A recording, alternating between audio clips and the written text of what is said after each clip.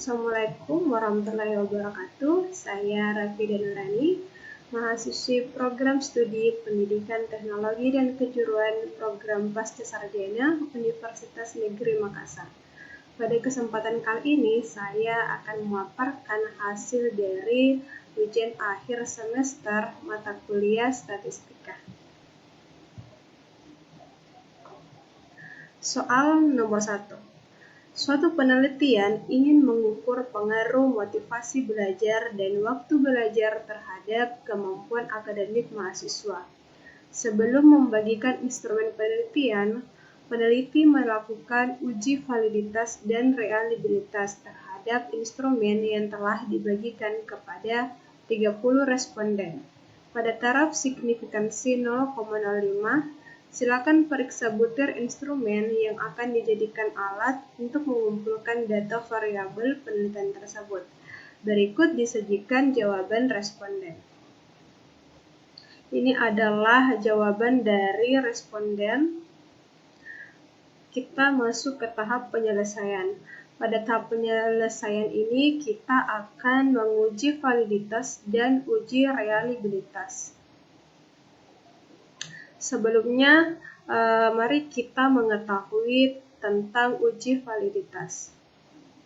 Uji validitas adalah uji yang digunakan untuk menunjukkan sejauh mana alat ukur yang digunakan dalam suatu mengukur apa yang diukur. Menurut Ghazali 2019 menyatakan bahwa uji validitas digunakan untuk mengukur sah atau valid tidaknya suatu kuesioner. Pengujian validitas item dalam SPSS menggunakan dua alat analisis, yaitu korelasi persen dan corrected item total correlation. Teknik uji validitas item dengan korelasi persen yaitu dengan cara mengkorelasikan skor item dengan skor total item. Kemudian, pengujian signifikansi dilakukan dengan kriteria menggunakan R-table pada tingkat signifikansi dengan uji dua sisi. Dasar pengambilan keputusan, jika nilai positif dan R hitung lebih besar dari R-table, maka item dinyatakan valid. Sebaliknya, jika R hitung lebih kecil dari R-table, maka item dinyatakan tidak valid. Baik, kita masuk pada tahap langkah pengujian validitas. Langkah pertama yaitu masing-masing variabel tadi yang terdapat dalam soal itu kita pisah menjadi seperti ini. Pada variabel pertama ada motivasi belajar, kita pisahkan dan kita totalkan. Kemudian pada variabel kedua ada waktu belajar. Kemudian variabel ketiga ada kemampuan mahasiswa. Kemudian langkah selanjutnya adalah pada variabel view. Pada variabel view, buatlah nama name M1 sampai M5 sebagai item pertanyaan atau pernyataan serta total M adalah jumlah dari skor item M. Tipenya adalah numerik, weight 8, desimal 2. Pada label kita menggunakan motivasi 1, motivasi 2, motivasi 3, motivasi 4, motivasi 5, dan yang terakhir motivasi belajar. Nah, kemudian pada value kita menambahkan value dan label. Value 1 berlabel sangat tidak setuju, value 2 berlabel tidak setuju, dan seterusnya. Kemudian pada missing kita berikan none, columns itu 8, ligand kita pakai right, measure kita pakai ordinal, dan role kita menggunakan input.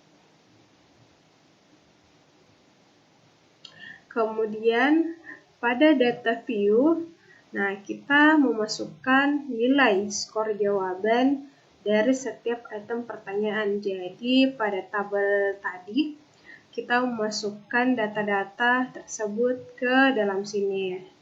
Nah, nomor 1 dan seterusnya itu adalah jumlah responden dan sampel. Adapun jumlah responden yang kita gunakan pada saat ini adalah 30 responden.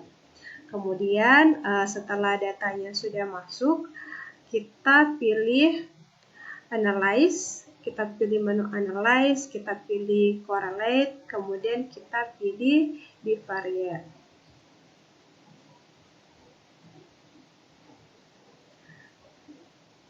Nah, langkah selanjutnya di sini, pindahkan variabel item, pertanyaan, atau pernyataan beserta jumlah skor ke kolom variables. Nah, di sini ada 6 kolom variables, itu kita pindahkan ke kolom variables yang sebelah kanan. Caranya itu pilih variabel sebelah kiri, lalu klik icon panah ke kanan, maka variabel akan pindah ke kanan seperti yang terdapat pada gambar kedua ya.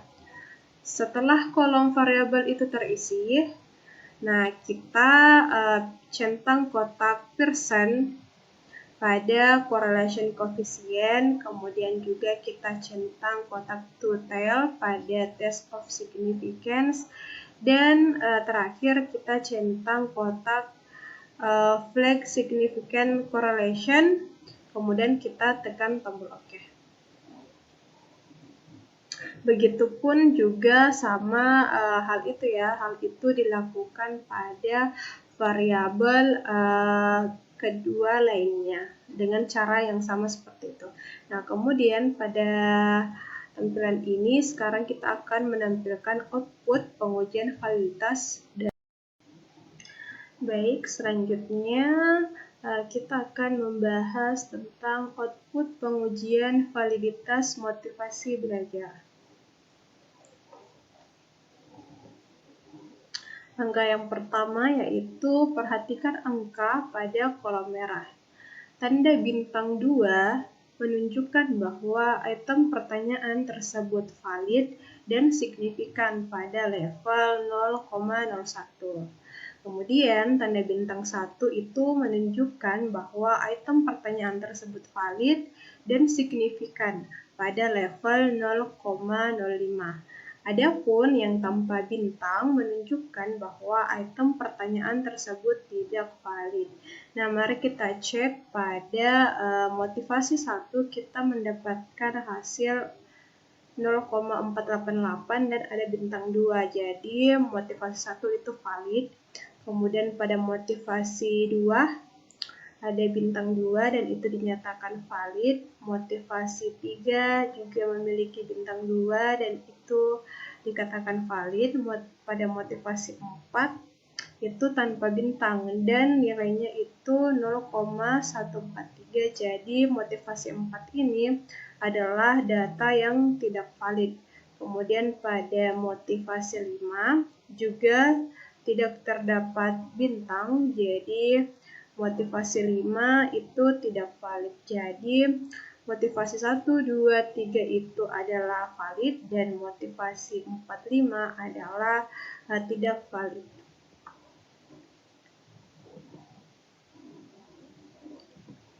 Kemudian lanjut output pengujian validitas waktu belajar, yaitu variabel yang kedua ya. Nah, langkah-langkahnya juga sama seperti tadi. Nah, kita cek signifikansinya. Waktu 1 ada bintang 1, jadi data waktu 1 ini valid. Waktu 2 tidak memiliki bintang, jadi waktu 2 ini tidak valid. Kemudian pada waktu 3 ada bintang 2, jadi nilainya itu signifikan. Waktu 3 itu valid, kemudian waktu 4 itu tanpa bintang, jadi waktu 4 ini datanya tidak valid. Kemudian pada waktu 5 terdapat 2 bintang dan datanya valid. Nah, jadi waktu 1, waktu 3, dan waktu 5 adalah data yang valid, sedangkan waktu 2 dan waktu 4 data yang tidak valid. Kemudian output pengujian validitas kemampuan akademik mahasiswa. Jadi ini adalah variabel yang ketiga. Langkah membaca outputnya pun sama seperti tadi. Mari kita lihat pada kemampuan 1 itu tanpa bintang. Jadi kemampuan 1 ini datanya tidak valid. Kemudian pada kemampuan 2 ada 2 bintang, maka kemampuan 2 ini datanya valid. Kemudian kemampuan 3 juga bintang 2, maka valid. Kemudian kemampuan 4 juga memiliki bintang 2. Jadi kemampuan 4 ini juga valid, dan pada kemampuan 5 juga memiliki 2 bintang dan data ini valid. Nah, jadi kesimpulan dari kemampuan akademik mahasiswa itu ada 1 yang tidak valid, yaitu pada kemampuan 1. Sedangkan kemampuan 2, 3, 4, 5 semua datanya itu valid. Nah, kemudian kita masuk ke tahap uji reliabilitas. Uji reliabilitas dilakukan untuk mengetahui apakah kuesioner yang kita gunakan konsisten apabila diuji secara terus-menerus atau berulang-ulang.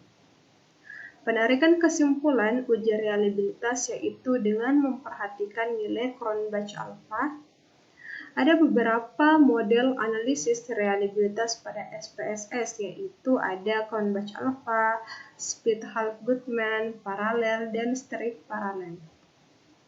Adapun dasar pengambilan keputusan dari uji reliabilitas ini adalah yang pertama, jika nilai Cronbach alpha lebih besar dari 0,600 maka kuesioner tersebut dinyatakan reliable.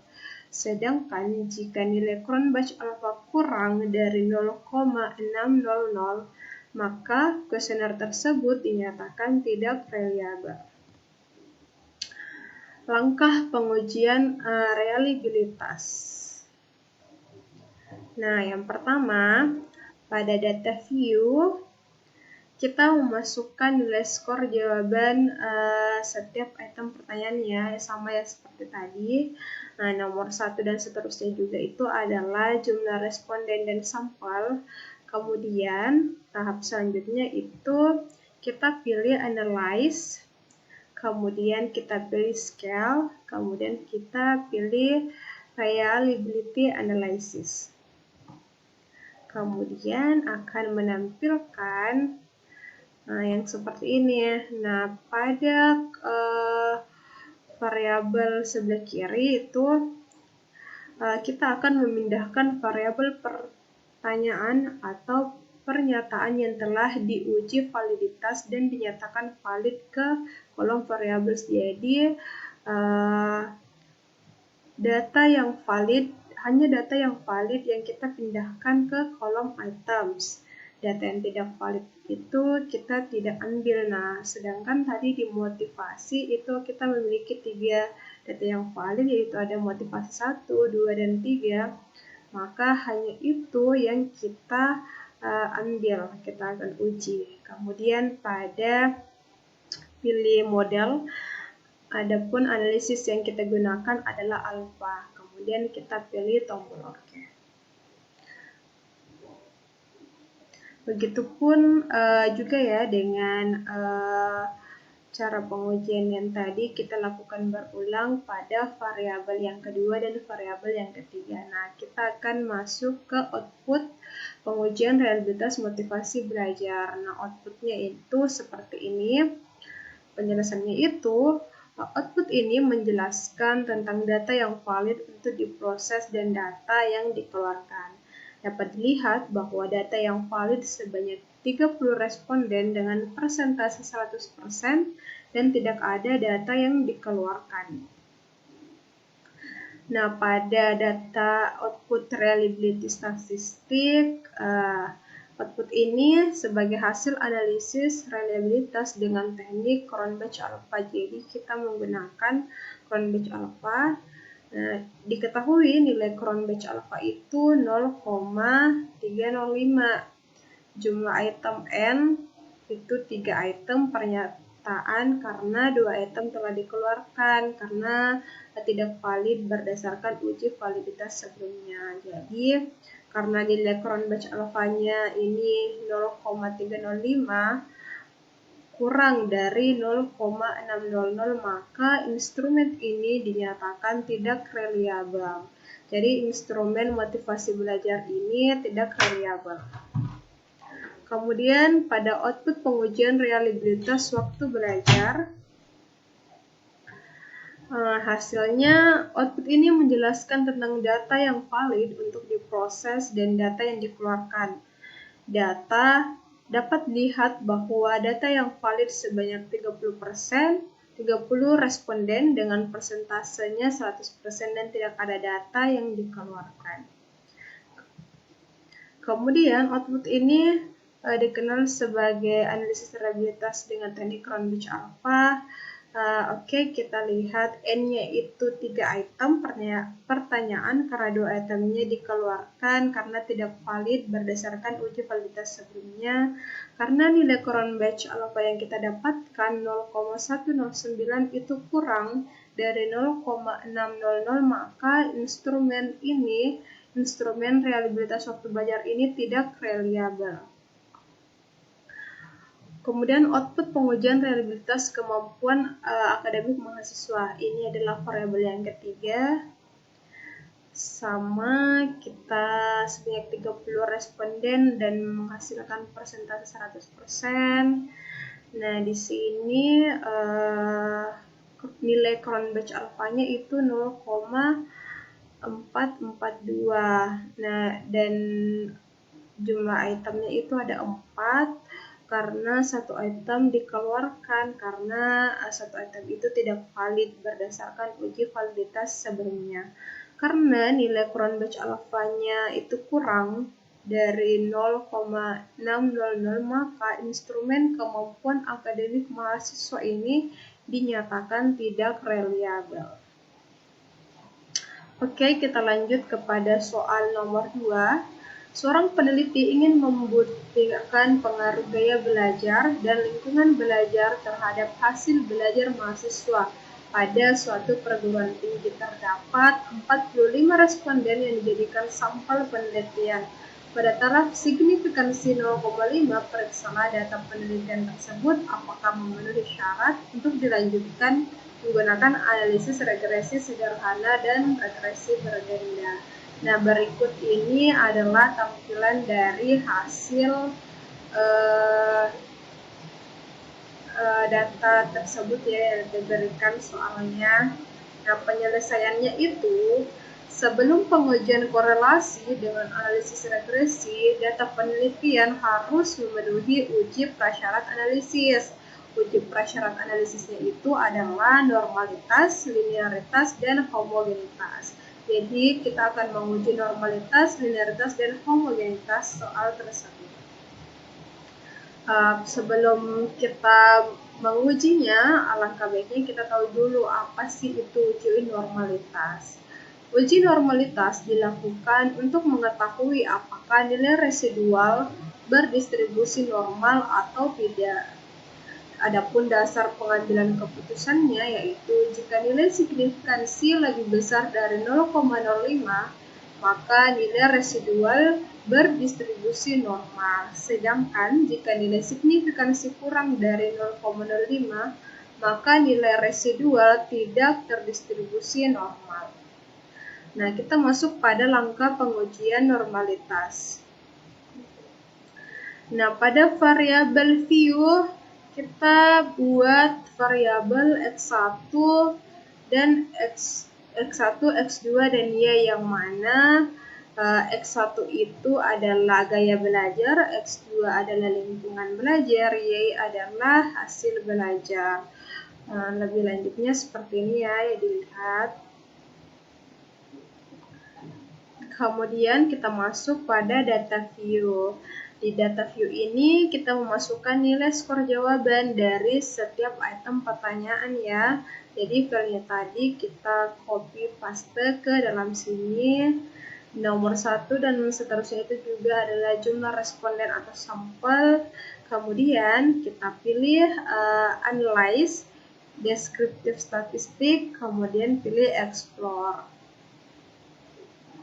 Nah, hasilnya pindahkan variabel item X1 itu gaya belajar, ke kolom dependent list seperti gambar yang di samping. Caranya itu pilih variabel sebelah kiri lalu klik icon panah ke kanan, maka variabel akan pindah ke dependent list. Setelah kolom dependent list terisi, kita pilih plots. Nah, di plots ini kita akan mencentang kotak non pada box plots. Kemudian juga kita akan mencentang normality plots with test. Nah, selanjutnya kita tekan tombol continue. Nah, kembali pada kolom sebelahnya kita centang boot pada display, kemudian kita tekan tombol OK. Lakukan hal yang sama terhadap X2 dan Y. Jadi kita akan melakukan satu persatu ya. Ini kan contoh X1, jadi kita akan melakukan nanti hal yang sama kepada X2 dan Y. Nah, kita langsung saja beralih ke outputnya ya. Selanjutnya, kita akan membahas output pengujian normalitas gaya belajar dari X1.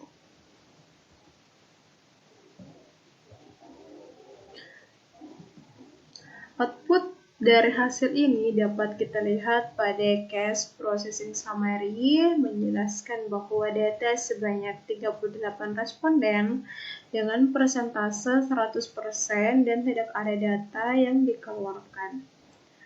Kemudian pada test of normality terlihat bahwa nilai signifikansi 0,100 lebih besar dari 0,05, maka nilai residual berdistribusi normal. Kemudian kita lihat output pengujian normalitas lingkungan belajar atau X2. Sebanyak data 30 responden dengan persentase 100% dan tidak ada data yang dikeluarkan. Kemudian pada test of normality terlihat bahwa signifikansinya itu 0,200 lebih besar dari 0,05, maka nilai residual berdistribusi normal. Output pengujian normalitas hasil belajar Y sebanyak 38 responden dengan persentase 100%.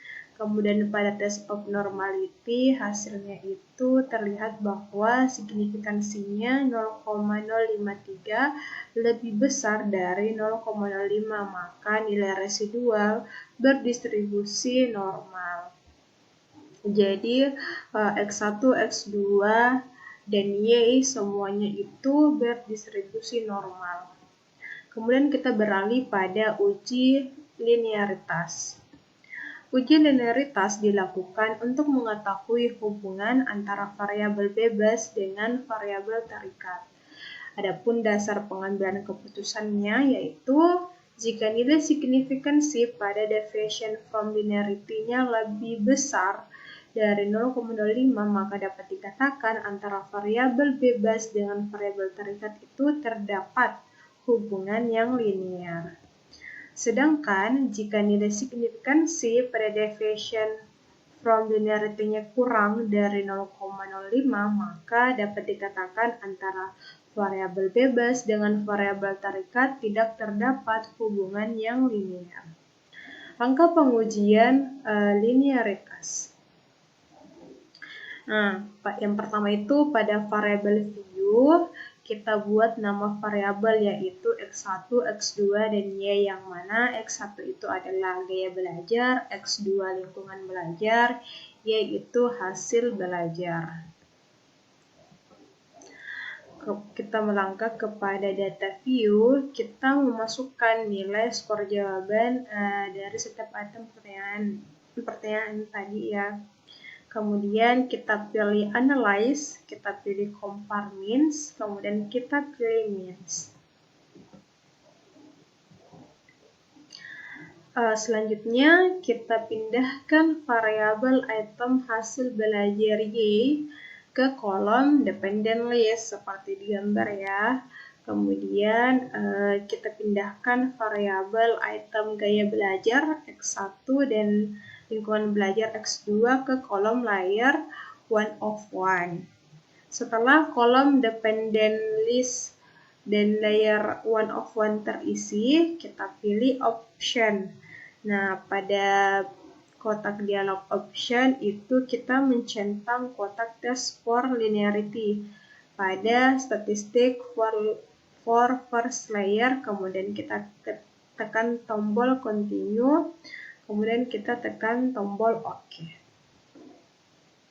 Adapun output pengujian linearitasnya itu adalah output dari hasil ini dapat kita lihat pada case processing summary menjelaskan bahwa data sebanyak 38 responden dengan persentase 100% dan tidak ada data yang dikeluarkan.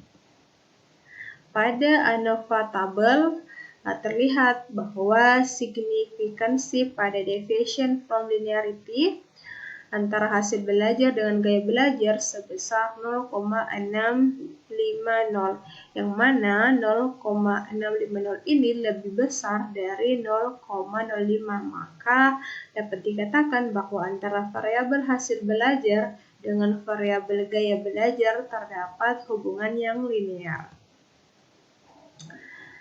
Kemudian selanjutnya terlihat bahwa signifikansi pada deviation from linearity antara hasil belajar dengan lingkungan belajar kita mendapatkan hasil yaitu 0,585, yang mana 0,585 ini lebih besar dari 0,05, maka dapat dikatakan bahwa antara variabel hasil belajar dengan variabel lingkungan belajar terdapat hubungan yang linear. Kemudian terakhir kita masuk pada uji homogenitas. Uji homogenitas dilakukan untuk mengetahui varian dari beberapa populasi sama atau tidak. Dilakukan sebagai prasyarat dalam analisis independen, sampel t-test, dan ANOVA. Adapun dasar pengambilan keputusannya yaitu jika nilai signifikansi lebih besar dari 0,05 maka kedua kelompok data dinyatakan homogen. Sedangkan jika nilai signifikansi kurang dari 0,05 maka kedua kelompok data dinyatakan tidak homogen. Adapun langkah pengujian homogenitas. Nah, yang pertama, tadi kan kita punya datanya ya, yang variabel data X1 dan X2 itu akan kita gabung bersusun. Yang kita gunakan itu X1 dan X2. Nah, pada variabel view kita buat variabel name, ada hasil dan kelas. Nah, hasil ini kita beri label hasil belajar, dan kelasnya itu juga label kelas. Nah, pada value hasil itu kosong, sedangkan value pada kelas kita beri value 1 pada label kelas 1, yaitu yang mana kelas 1 itu kita maksud adalah X1, dan value 2 yaitu label kelas 2 atau X2. Selanjutnya, pada data view, kita memasukkan nilai gaya belajar X1 dan lingkungan belajar X2 yang secara berurutan. Jadi, X1 itu kita masukkan, kemudian dilanjut dengan data dari X2. Nah, pada kelasnya itu, X1-nya itu kita berikan label kelas 1 dan X2-nya itu berlabel kelas 2. Jelas ya, gambar tertera. Kemudian langkah selanjutnya kita pilih analyze, kita pilih compare means, kemudian kita pilih one way ANOVA. Nah, pindahkan variabel item hasil belajar. Variabel item hasil belajar ini ke kolom dependent list. Kemudian pindahkan variabel item kelas ke kolom faktor. Nah, setelah kolom dependent list dan faktor terisi, kita klik option. Nah, pada kotak dalam option, kita mencentang kotak homogeneity of variance test. Dan kita juga mencentang kotak exclude cases analysis by analysis, kemudian tekan tombol continue, kemudian tekan tombol OK.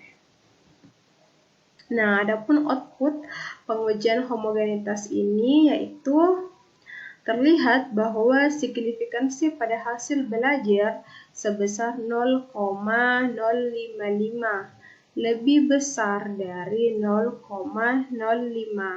Maka dapat dikatakan bahwa antara variabel hasil belajar ini datanya homogen. Itulah tadi pemaparan dari saya. Lebih dan kurangnya mohon dimaafkan. Assalamualaikum warahmatullahi wabarakatuh.